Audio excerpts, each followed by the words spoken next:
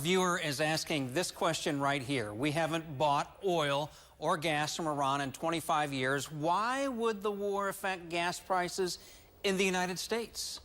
The U.S. Energy Information Administration tracks oil imports. Since 1992, the U.S. has imported 174,000 barrels of oil from Iran.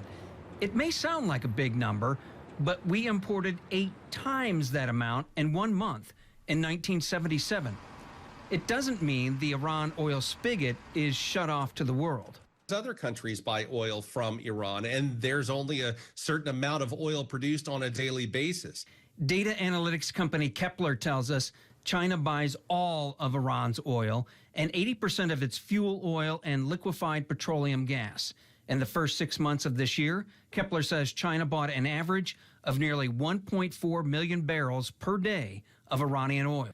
Outside of the potential for increased Chinese demand for oil, investors also worried that Iran would close the Strait of Hormuz. The International Energy Agency reports roughly a quarter of the world's oil supply travels through that area. So they say closing the strait would have a major impact on global oil and gas markets. But Matt McLean of GasBuddy never seriously worried about that scenario.